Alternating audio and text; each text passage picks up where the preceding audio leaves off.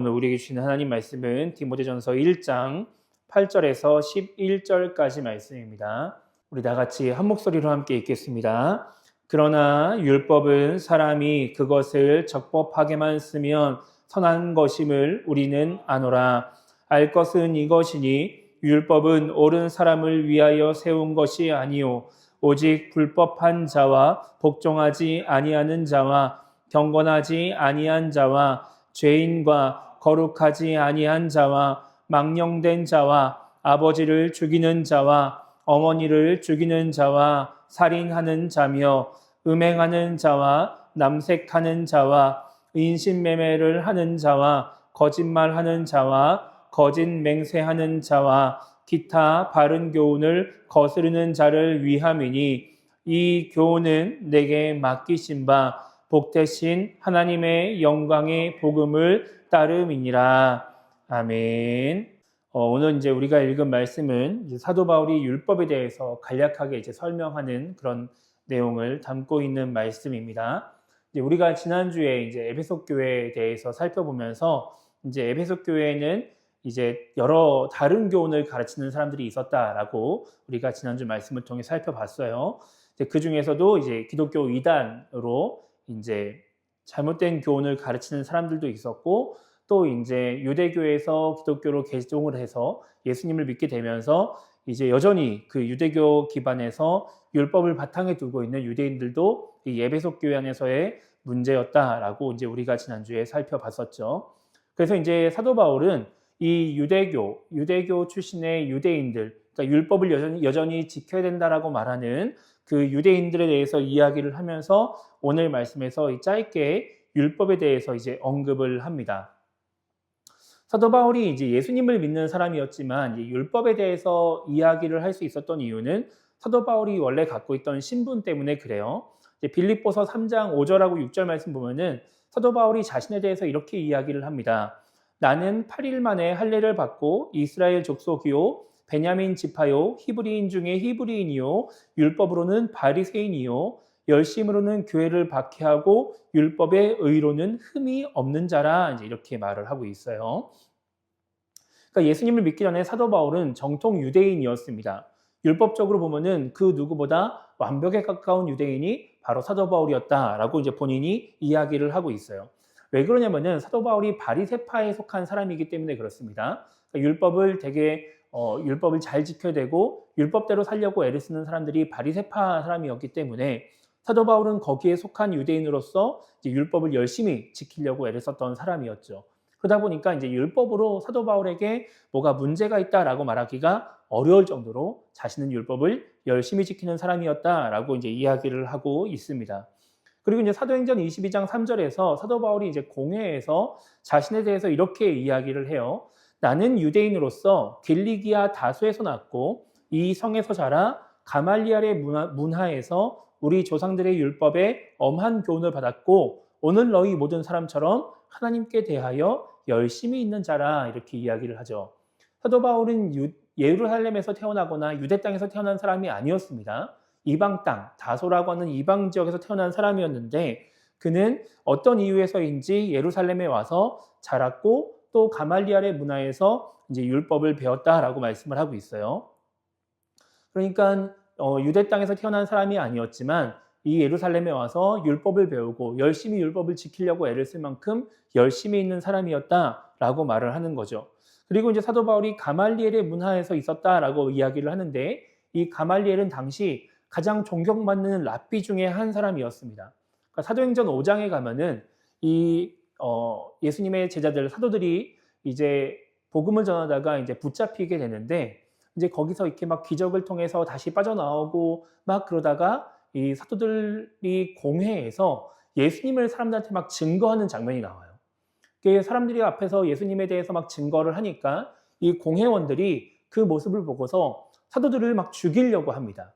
근데 그때 이 사도 바울의 스승이었던 가말리엘이 야, 좀 놔둬보자. 니네 지금 저 사람들이 하나님이 보낸 사람이면 어떡할래? 나중에 그 뒷감당 어떡할래? 막 이렇게 이야기하면서 설득을 하니까 사람들이 이 가말리엘의 말을 듣고서 사도들을 죽이려고 하다가 그냥 경고만 하고 다시 풀어주는 일들이 발생을 합니다.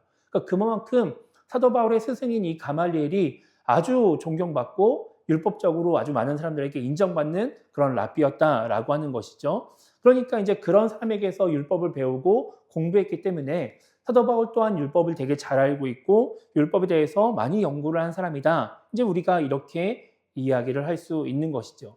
그러니까 사도 바울이 지금 이방 지역에 있는 유대인들 문제를 이야기하면서 당당하게 율법에 대해서 이야기를 할 수 있는 거예요.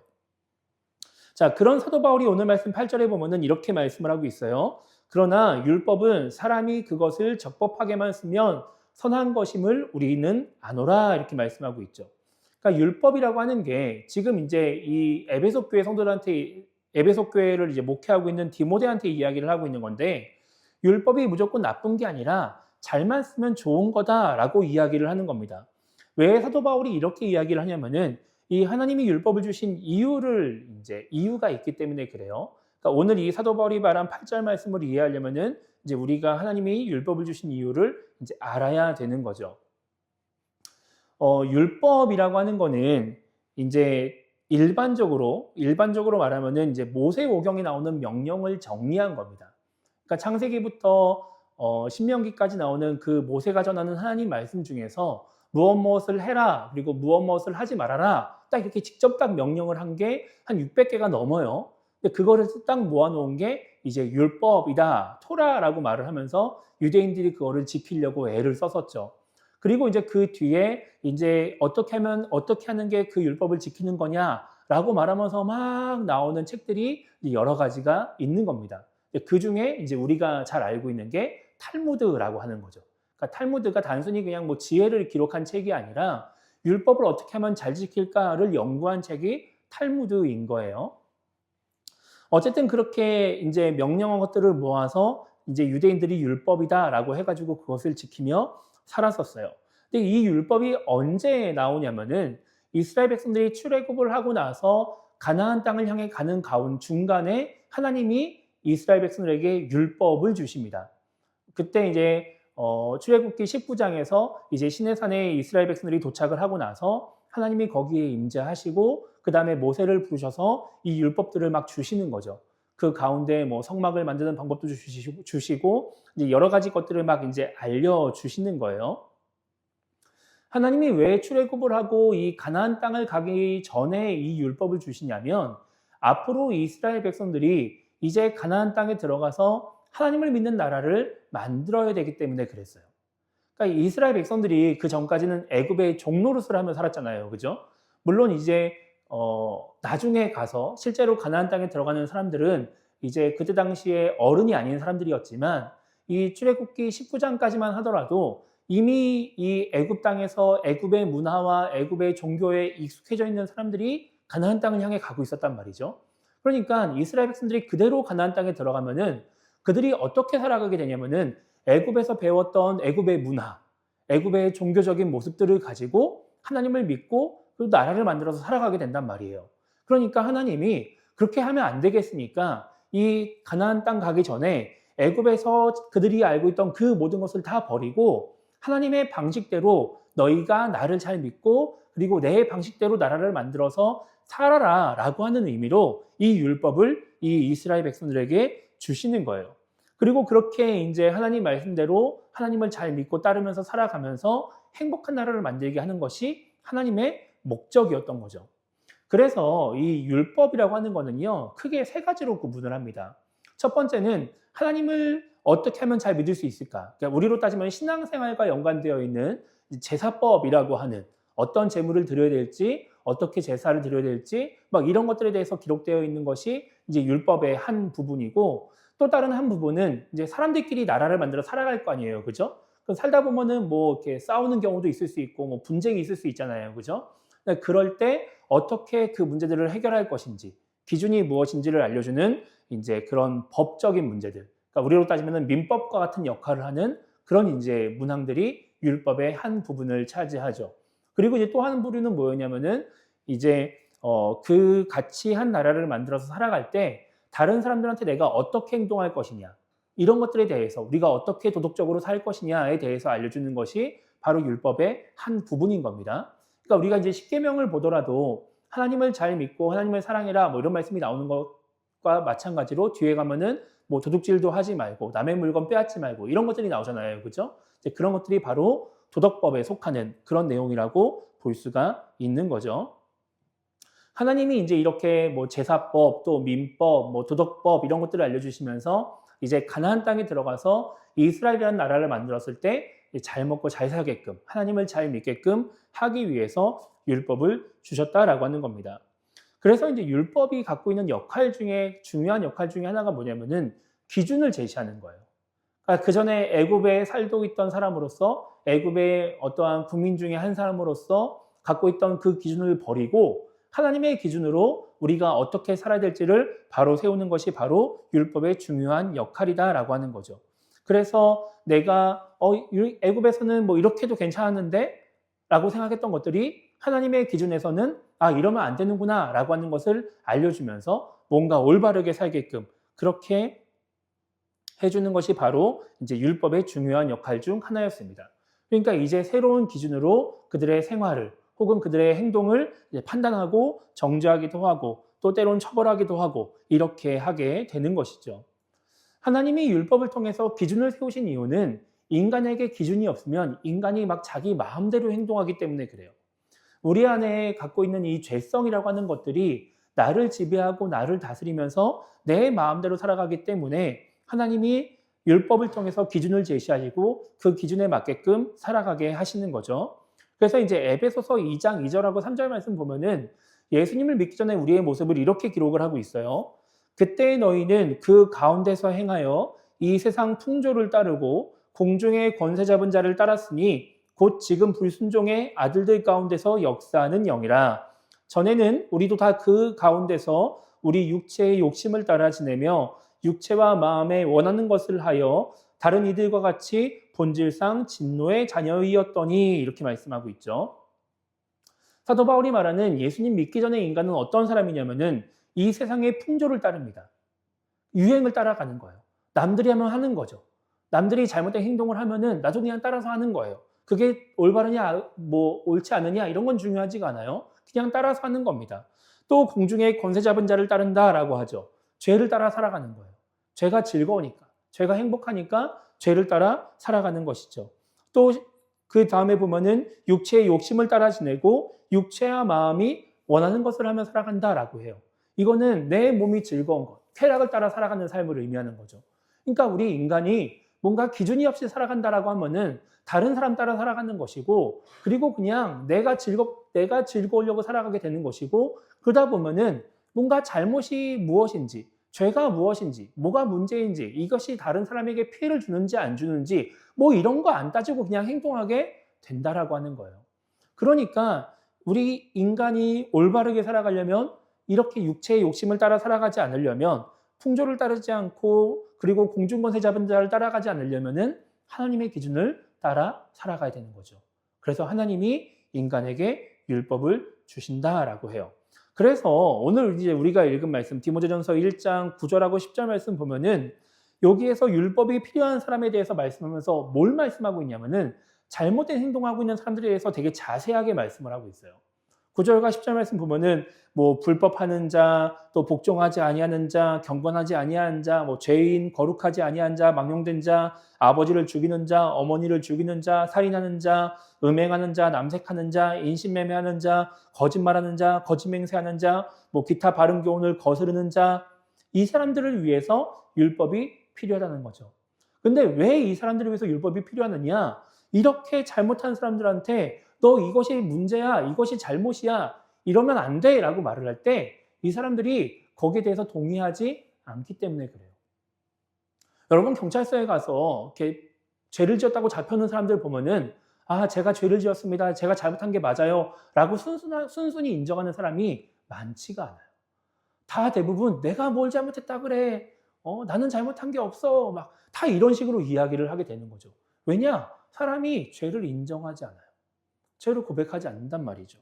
그러니까 율법이라는 기준을 딱 세워줌으로써 너의 행동은 잘못된 거야 라고 하는 명확한 판단 근거를 제시해 주기 위해서 하나님이 율법을 주셨기 때문에 율법이라고 하는 것은 옳지 않은 행동을 하는 사람을 위해서 존재하는 것이다 라고 사도 바울이 말씀을 하고 있는 겁니다. 여러분, 오늘 이제 우리가 말씀을 생각해 보면 여기에 우리가 해당되는 경우는 생각보다 많지가 않죠. 우리가 뭐 인생을 살면서 이렇게 막 뭐 여기 나오는 그런 어마어마한 죄들을 지으면서 살아갈 일이 별로 없어요. 그래서 어떤 사람들은 나는 이런 죄를 짓지 않았고, 나는 뭔가 또 유대인도 아니고, 나는 지금 뭐 이스라엘에 사는 사람도 아니고, 난 대한민국에 살고 있고 예수님 믿는 사람이니까 나는 율법이 필요하지 않아 라고 생각하는 경우가 대부분입니다. 맞습니다. 우리한테는 율법이라고 하는 것이 필요가 없을 수 있죠.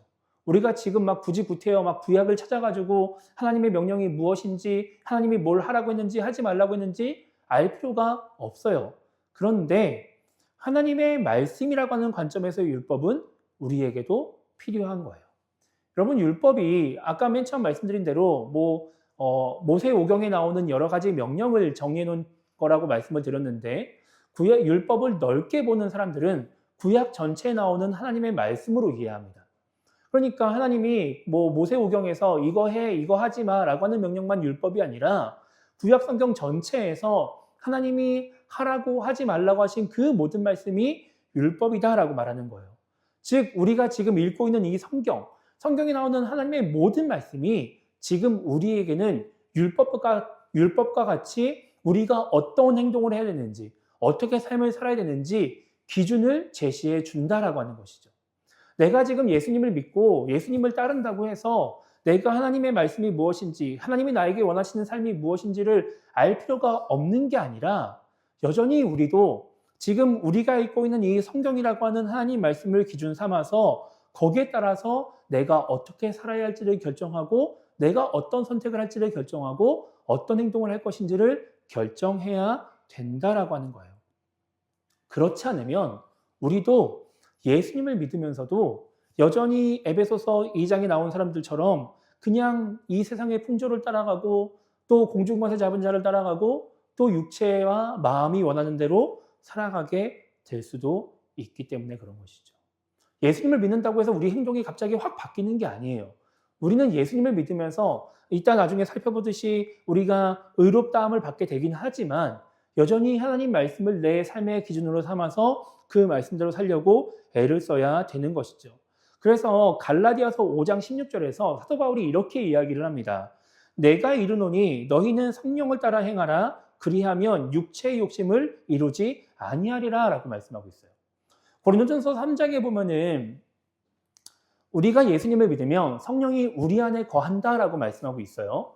그런데 오늘 갈라디아서 이 5장 말씀에서는 내가 예수님 믿고 성령이 내 안에 거하시면 자동적으로 내가 성령을 따라 행동하는, 내가 하나님의 뜻대로 살아가는 삶이 된다고 말씀하지 않아요. 내가 의도적으로 성령을 따라 행하려고 애를 쓰고 노력을 해야 된다는 거예요. 안 그러면 예수님을 믿고 성령이 안에 있는 사람도 육체의 욕심을 이루려고 한다라고 하는 거죠. 그래서 사도 바울은 성령을 따라 행하라라고 명령으로 딱 이야기를 하고 있는 겁니다. 여러분, 아까 말씀드린 것처럼 우리에게는 유대인과 같이 뭔가 구약적인 율법, 딱 뭔가 이 말씀대로 살아야 돼라고 하는 그런 율법주의자 같은 의식은 필요가 없어요. 하지만 우리는 하나님의 말씀, 하나님의 뜻이라고 하는 기준은 분명히 필요한 것이죠. 그런 의미에서의 율법은 여전히 우리에게도 필요한 겁니다. 그렇게 하나님의 말씀을 율법으로 이해한다면 우리 또한 율법이 필요한 사람인 거죠. 그래서 그렇게 우리가 율법을 기준 삼아서 살아가면 율법을 적법하게 쓰는 것이기 때문에 우리에게 선한 역할을 한다라고 오늘 사도 바울이 말씀을 하고 있는 겁니다. 자, 그리고 이제 또 오늘 9절 말씀 처음에 보면은 사도 바울은 율법이 필요하지 않은 사람에 대해서 이야기를 하고 있어요. 이제 9절 앞부분에 보면은 율법은 옳은 사람을 위하여 세운 것이 아니요라고 말씀하고 있죠. 자, 여기서 말하는 옳은 사람, 율법이 필요 없는 옳은 사람이라고 하는 거는 이제 구약적인 의미에서 보면은 율법을 잘 지키는 사람을 의미합니다. 그런데 다른 말로 생각해 보면은 하나님이 보시기에 문제가 없는 사람을 의미하기도 해요. 그러니까 의롭다, 옳다, 우리가 흔히 의롭다라고 보통 말을 하는데 여기서 말하는 옳은 사람은 인간이 보기에 올바른 사람이 아니라 하나님 보시기에 올바른 사람, 의롭다 할 만한 사람을 여기서 말하는 이제 옳은 사람이다라고 말을 하는 겁니다. 이제 그렇기 때문에 사도 바울이 에베소 교회 성도들한테 율법을 따라갈 필요가 없다고 말하는 거예요. 왜냐하면은 에베소 교회 성도들은 예수님을 믿기 때문에 그런 거죠. 자, 로마서 5장 1절 보면 이렇게 말씀하고 있어요. 그러므로 우리가 믿음으로 의롭다 하심을 받았으니 우리 주 예수 그리스도로 말미암아 하나님과 화평을 누리자라고 말씀하고 있죠. 자, 우리가 예수님을 믿으면 어떻게 된다고요? 의롭다 하심을 받는다라고 하는 거예요. 하나님이 우리가 어떠한 삶을 살았든지 어떠한 행동을 했든지 상관없이 우리가 예수님을 믿으면 그래 너희는 이제 옳은 사람이야. 너희는 이제 의로운 사람이야 라고 인정을 해주신다는 거죠. 우리가 오늘 9절에 나오는 율법이 필요 없는 사람처럼 옳은 사람이 된다라고 하는 거예요. 그래서 사도 바울은 에베소 교회 성도들한테 너희는 율법이 필요가 없어. 유대인들이 말하는 그런 율법은 필요가 없어. 너희가 옳은 사람이 되려고 율법을 지킬 필요가 없어 라고 말을 하고 있다라고 하는 겁니다. 그래서 이제 아까 제가 율법 3가지 말씀드렸죠. 그죠? 제사법, 그리고 민법, 그다음에 도덕법. 근데 요 중에서 지금 모든 성경학자들이 다 제사법은 필요가 없다라고 말을 해요. 제사, 율법처럼 우리가 동물을 잡고 뭐 동물을 죽이고 뭐 우리가 뭐 번제를 드리고 막 이럴 필요가 없다고 말을 하는 거예요. 왜냐하면은 이 제사법이라고 하는 거는 하나님이 인간과 조금 더 가까이 지내려고 인간에게 주신 법이기 때문에 그래요. 예수님을 통해서 우리가 하나님과의 관계가 이제 회복되어서 더 이상 제사를 드리지 않고도 하나님께 가까이 갈 수 있기 때문에 이제 구약에서의 제사법은 지금 이 시대는 의미가 없는 거죠. 그래서 지금 우리가 예배를 드리지 제사를 드리지 않는 거예요. 조금 더 자세하게 좀 살펴보면 여러분 창세기 3장에서 이제 아담과 하와가 하나님의 명령을 듣지 않고 선악과를 이제 따먹게 되죠. 소위 말해서 죄를 짓게 되는 겁니다. 그때 이제 무슨 문제가 생기냐면은 이제 아담과 하와가 하나님과 단절이 되죠. 이제 내일 모레 새벽에 우리가 생각해볼 말씀인데 에덴 동산에서 쫓겨난단 말이에요. 그게 이제 인간과 하나님과의 단절을 의미하죠. 그리고 이제 그 다음부터 무슨 일이 생기냐면은 예전에는 아담과 하와가 하나님과 함께 에덴 동산에서 거닐고 교제하고 소통하고 살았는데 그 다음부터 나오는 말씀이 뭐냐면은 아무나 하나님하고 소통할 수가 없어요. 하나님이 지정한 사람 혹은 하나님이 원하는 사람하고만 하나님이 이야기를 하시고 그 외의 사람들은 그 하나님이 정하고 하나님이 원하는 사람을 통해서 하나님의 말씀을 듣게 되는 거죠.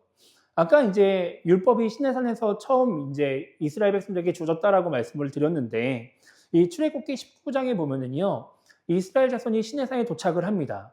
하나님이 율법을 주시려고 하나님을 보여주기 위해서 하나님의 시내산에 내가 임재하겠다라고 말씀을 하세요. 그리고 그 임재하시는 하나님을 보게 하기 위해서 이스라엘 백성들을 성결하게 하는 작업을 하십니다. 그래서 옷도 빨고 몸도 씻고 막 이러면서 하나님을 만날 준비를 하는 거예요. 그리고 나서 이제 하나님이 시내산에 딱 임재하시는데 그것을 성경이 어떻게 표현을 하고 있냐면 빽빽한 구름이 있고 뭐 천둥 번개가 치고 나팔 소리가 임하는 가운데 하나님이 임재하셨다라고 말씀을 해요. 그리고 그 임재하신 하나님이 음성으로 모세하고 대화를 하십니다. 성경에 보면 음성으로 대화를 했다고 말씀하세요. 소통하셨다고 말씀하시는데 근데 그 하나님의 음성을 다른 백성들은 못 들어요. 모세만 들어요. 다른 백성들, 거기에 있는 모든 이스라엘 백성들이 다 하나님을 보고 있음에도 불구하고 하나님의 음성을 못 듣습니다. 그리고 나중에 이제 뭐 아론과 미리암이 모세한테 반역을 했을 때 하나님이 그렇게 말씀하시죠. 내가 아론하고 미리암은 뭐 환상으로도 이야기하고 꿈으로도 이야기하지만 내가 모세하고는 직접 이야기한다 라고 말씀하시죠.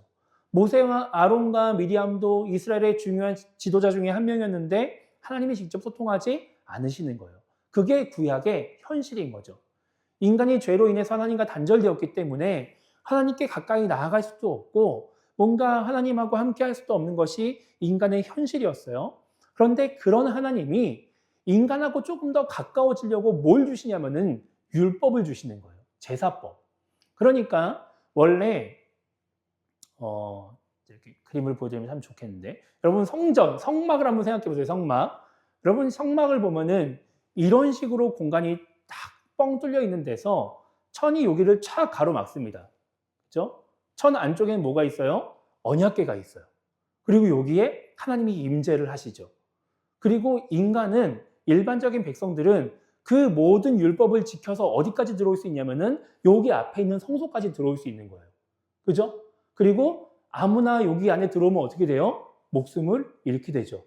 대제사장만 1년에 한 번 대속죄일 때 들어올 수 있고 그 외의 백성들은 못 들어오는 거예요. 근데 이 성소도 누가 들어올 수 있느냐? 율법을 통해서 뭔가 하나님의 기준에 충족한 사람들, 율법을 통해서 하나님이 원하시는 여기까지라도 나올 수 있을 만한 기준을 충족한 사람들만 성소에 들어와서 하나님께 더 가까이 나올 수 있는 거예요. 그 율법을 지키지 않으면, 그 모든 정결 예식을 하지 않으면 여기까지도 못 나오는 거죠. 성막 밖에서 혹은 그 울타리 밖에서 간신히 있을 수 있게 되는 거예요. 하나님이 인간을 사랑하시는 거예요. 가까이 있고 싶은 거예요. 뭔가 직접 얘기할 수는 없어도 가까이 함께 하고 싶은 거죠. 그러니까 어떻게 하시냐면은 율법을 주시고 네가 이걸 잘 지키면 여기까지 내가 나올 수 있게 해줄게. 원래 인간은 여기까지도 못 나오지만 여기까지 내가 나올 수 있게 해줄게. 여기까지 나와서 나랑 함께 하자라고 하시면서 하나님이 제사법을 주시는 거예요. 그러니까 예수님이 땅 십자가에 달려 죽으실 때 마태복음에 보면은 무슨 말씀이 나오죠? 성전에 있던 휘장이 반으로 쫙 갈라지죠. 성소와 지성소가 하나가 됩니다. 딱 소통이 되는 거예요. 예수님이 딱 죽으시면서 인간이 이제 하나님과 마음껏 소통할 수 있는 길이 열렸다라는 것을 마태복음이 보여주고 있어요. 그러니까 더 이상 인간이 제사법을 지켜가지고 여기까지 나올 필요가 없는 거예요. 하나님이 예수님을 통해서 그냥 다 마음껏 소통할 수 있게끔, 마음껏 할 수 있게끔 이제 만들어 주셨기 때문에 그런 것이죠. 여러분, 그렇기 때문에 우리가 지금 살아가는 이 시대에는 제사법이라고 하는 율법은 필요가 없어요. 그런데 우리가 지금 살아가는 이 신앙생활하는 가운데서도 제사법과 같은 역할을 하는 것들은 있습니다. 제사법을 지킬 필요는 없고 우리가 제사를 드리지 않고 율법을 지키지 않아도 우리는 마음껏 하나님과 소통하고 기도하고 교제하고 함께 할 수 있지만 제사법처럼 인간으로 하여금 하나님과 조금 더 가까워지게 만들어주는 것들은 있다라고 하는 거죠.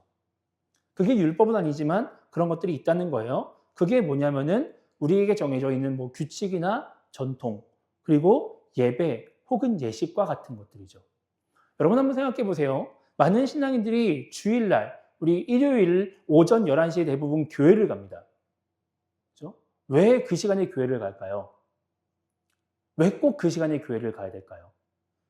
교회가 규칙을 정한 거예요. 우리 주일날 오전 11시에 하나님께 조금 더 가까이 가서 예배를 드립시다 라고 규칙을 정한 거예요. 그러니까 다들 그 규칙을 따라서 그 시간에 교회에 나와 있죠. 그래서 대부분의 교회들이 그 정한 시간에 예배를 시작합니다. 수요일에도 새벽에도 각각 교회가 정한 규칙에 따라서 예배를 드리죠. 우리는 새벽에 5시에, 수요일날 7시에 예배를 드립니다. 그거는 우리한테 뭔가 법적인 강제사항은 아니지만 우리로 하여금 조금 더 하나님의 말씀을 가까이 하고 하나님께 예배를 드릴 수 있도록 돕는 규칙과 같은 역할을 감당하고 있는 거예요. 여러분 한번 생각해 보세요. 만약에 우리 이제 11시에 예배 드리지 않고 여러분들 편하신 시간에 약속도 있으시고 주일날 주말에 가족들하고 만남도 있을 수 있으니까 편한 시간대에 교회 나와서 예배 드리세요. 괜찮습니다. 저는 그냥 아무 때나 저도 나와서 하고 싶을 때 설교하고 들어갈게요. 이렇게 만약에 한다고 한번 생각해 보세요. 그럼 여러분 주일날 여러분 언제 예배를 드리실 것 같으세요? 아마 믿음이 좀 약하신 분들은 아침부터 고민하실 거예요. 내가 언제 교회를 갈까? 좀만 더 있다 갈까? 점심 먹을 때가 됐네? 밥 먹고 갈까? 밥 먹고 좀만 더 누웠다 갈까? 아직 오늘 하루 남았는데 그러다가 저녁 다 먹고 쉴 거 다 하시고 드라마 다 끝나고 나면은 그제서야 이제 간신히 나와가지고 기도하고 돌아갈 수도 있는 거예요. 그때 가서는 아무도 없고 나 혼자 예배를 드릴 수도 있기 때문에 하나님 앞에서 정갈한 모습 이런 것도 다 필요 없을 수도 있죠. 그냥 와서 하나님 저 왔다 가요. 하나님 잘 지내셨죠? 저 또 집에 가서 기도할게요. 이러고 그냥 돌아갈 수도 있는 거예요. 근데 우리 안에 규칙이 있어요. 주일날 예배 11시에 드린다. 그리고 수요일날 7시에 예배 드린다. 새벽에 5시에 예배 드린다. 하니까 그 규칙을 지키기 위해서 우리가 하나님 보시기에 조금 더 아름다운 모습으로 하나님께 나와 예배도 드리는 것이고 이렇게 정해진 규칙을 따라서 예식을 진행을 하니까 우리가 마음을 모아서 하나님께 예배를 드릴 수도 있는 거죠. 그러니까 우리가 귀를 열어서 마음을 귀를 열어서 집중해서 하나님의 말씀을 듣기도 하는 거예요. 여러분 지금 우리로 하여금 제사법이라고 하는 율법은 없지만 뭔가 우리로 하여금 하나님과 더욱더 가까이 나아갈 수 있게끔 만들고 하나님께 기도할 수 있게 만들고 또 하나님과 더욱더 가까워지게 만드는 이러한 규칙들, 예배라고 하는 것들은 우리에게도 존재한다는 거죠. 그것이 때로는 우리를 힘들게 할 수도 있습니다. 아니 왜 굳이 이 시간에 해가지고 막 안 갈 수도 없고 갈 수도 없고 이렇게 만드나. 그럼 제가 전에 사역했던 교회들 보면은 항상 그런 분들이 있었어요. 이런 날 좀 쉬지 그냥. 왜 이걸 한다고 해가지고 막 괜히 사람 불편하게 만들고 안 나올 수 없게 만들고. 하지만 그렇게 나왔을 때 어떻게 돼요? 하나님의 은혜를 경험하는 거죠. 내가 집에 있는 것보다, 내가 그냥 집에서 쉬는 것보다 하나님 말씀을 더 듣고 하나님을 더 알고 하나님께 더 가까이 나아갈 수가 있게 하는 거예요. 여러분 그래서 제가 목회를 하면서 저도 마찬가지로 이런 마음을 가져요. 여러분 제가 목사로서 여러분들에게 뭐 예배를 드리자, 기도하자라고 말하는 게 여러분 단순히 그냥 여기 뭐 한 명도 앉혀놓으려고 막 그렇게 얘기하는 게 아니에요. 여러분. 그냥 우리가 조금이라도 더 하나님을 생각하고 하나님과 가까워졌으면 하는 마음에서 예배도 드리고 기도하자고 말도 하는 것이고 예배에 나오자고 이야기도 하는 것이죠. 전 여러분들 괴롭히고 싶은 마음이 1도 없어요. 그러니까 우리가 예배를 대하고 뭔가 교회에서 행사를 한다라고 할 때 거기에 대해서 왜 이런 거를 하나 막 사람 불편하게 귀찮게 이렇게 생각할 게 아니라 이 시간을 통해서 하나님이 지금 우리로 하여금 더 하나님과 가까워지자고 하시는구나 라고 생각을 해야 우리가 즐거운 마음으로 그 일에 동참하고 그 시간을 통해서 하나님의 은혜를 경험할 수가 있게 된다라고 하는 것이죠. 여러분 제가 매일마다 이제 새벽 예배 영상을 유튜브에 올립니다. 그리고 이제 뭐 우리 주일 설교 영상도 수요 예배 영상도 올라가요. 여러분 다른 의도가 있는 게 아니에요.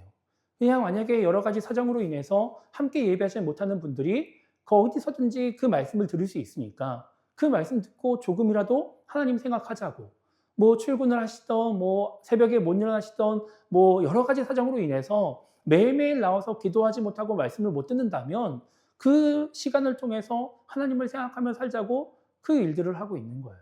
그런 일들을 통해서 내가 하나님을 생각하고 하나님과 더욱더 가까워지려고 해야 그 시간이 나에게 은혜가 된다라고 하는 것이죠. 한 가지만 더 말씀드리면 여러분 우리가 2월 달에 특별 새벽 기도회를 합니다. 그렇죠? 여러분 특별 새벽 기도회가 누군가에겐 되게 은혜의 시간, 즐거운 시간이 될 수도 있어요. 근데 누군가에겐 부담이 될 수도 있죠, 솔직히. 내가 평소에 하지 않던 새벽 예배니까 부담을 가질 수도 있습니다. 인간적으로 피곤하기도 해요. 그런데 그 시간을 통해서 내가 하나님과 더 가까워질 수 있다고 한다면 이 시간이 단순히 그냥 뭔가 인간적으로 행사를 해야 되니까 하는 시간이 아니라 하나님이 지금 우리에게 제사법과 같이 나올 수 있는 기회를 주신 거라고 한다면 우리는 그 기회를 붙잡고 하나님께 나와서 하나님과 더 가까워져야 된다라고 하는 것이죠. 그래서 우리는 이 시간들을 통해서 하나님과 더욱더 가까워지고 하나님을 더 알아가고 하나님을 사랑하면서 우리가 꿈꾸는 행복한 신앙생활을 할 수가 있게 되는 것입니다. 오늘 우리는 이제 이 예수님을 믿는 사람으로서 이 율법이 우리한테 어떤 의미를 갖고 있는지를 한번 생각해 봤습니다. 우리는 지금 이 당시 유대인들, 이 에베소 교회를 흔들고 있는 유대인들처럼 혹은 이 당시 이스라엘 사람들처럼 뭔가 율법이 필요한 사람들은 아니에요. 그런데 우리가 우리의 삶의 기준이 되는 율법, 하나님의 말씀은 필요하다라는 것을 기억해야 되는 것이고 그리고 하나님이 우리로 하여금 더 하나님과 가까워지게끔 하기 위해서 우리에게 예배나 여러 가지 행사들, 일들을 만들어 놓으시고 우리를 부르신다라고 하는 것을 우리는 잊지 말아야 하는 겁니다. 그래서 이 하나님의 말씀을 통해서 우리는 하나님이 원하시는 삶을 살아가기 위해서 애를 쓰고 하나님의 뜻을 이루며 살아가는 사람이 될 것이고 또 이 예배를 통해서 이 교회를 통해서 우리는 하나님과 더욱더 가까워지게 되는 것이죠. 유대인들처럼 이 율법을 곧이곧대로 지켜야 된다라고 하는 율법주의자가 되는 것이 아니라 정말 말씀을 통해 하나님의 뜻을 깨닫고 하나님과 항상 함께하는 우리 모두가 되기를 주님의 이름으로 축복합니다.